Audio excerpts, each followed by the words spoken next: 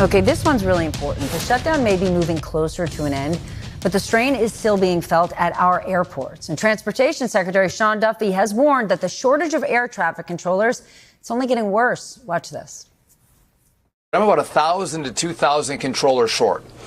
And so I paid experienced controllers to stay on the job and not retire.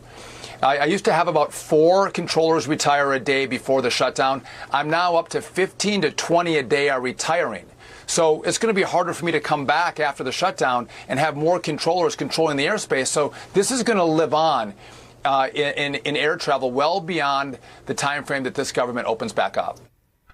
Joining me now, a new face on this hour, but hopefully he'll be back. Chris Gallant. He is a former air traffic controller last stationed here at JFK. He was a Black Hawk pilot in the Army National Guard, and he is currently running for Congress as a Democrat to represent New York's 1st District on Long Island. Chris, you were an air traffic controller during the 2018 shutdown.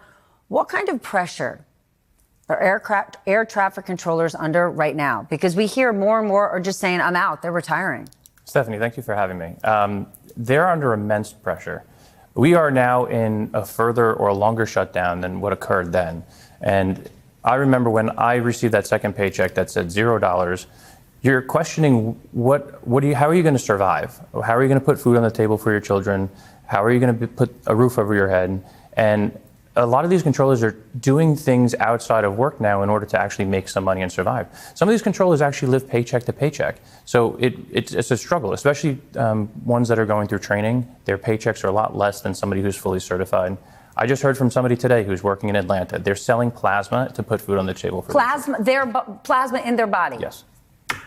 Today, the president suggested that pay would be docked for air traffic controllers who do not return to work immediately, and he even offered $10,000 bonuses for workers who have chosen to stay. He was asked about it tonight on Fox News, and I want to share what he said.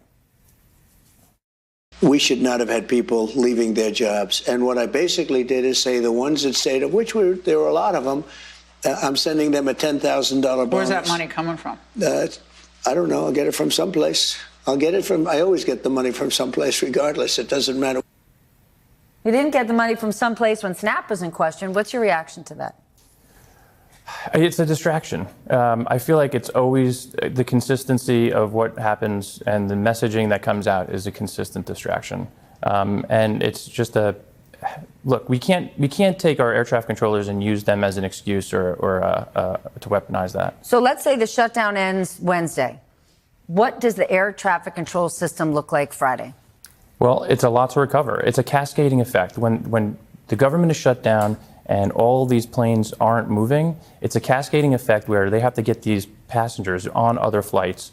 And the crippling effects that are going to occur with the staffing shortage, Sean Duffy even said it a little while ago, where you're getting more and more controllers retiring. In 2014, when I got into the FAA, the staffing was at a crisis then, and it's never gotten better. The staffing numbers have only gotten shorter.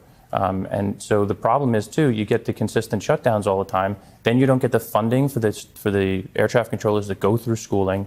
And it's just, like I said, it's a cascading effect that we need to fix it. Washington is broken. And in order for us to fix it, we need to start working. Which leads me to my next question. You are running for Congress. I am. Here you go. You got a problem right here.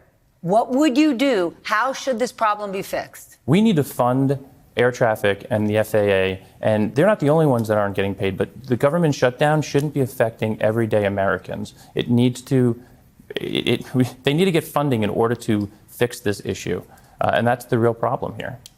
Okay, well then, let's talk about you doing this potential job. You are facing a 2-term House Republican. On top of that, he defeated the last Democratic opponent in your district by double digits. Why do you think you could beat him? Well, honestly, I want to show up to the job. I want to be able to hold town halls and hear from the people. Why you? Because I have a background in both the military and the FAA, and I know what it's like to be an everyday American, the blue-collar guy on the South Shore of Long Island who understands what it's like to be and things that the common people in America want and they need. And I'm willing to listen, and I want to learn and understand what I can do better. And how I do that, I'm going to hold town halls and talk to my constituents. Well, the South Shore of Long Island is as real as it gets.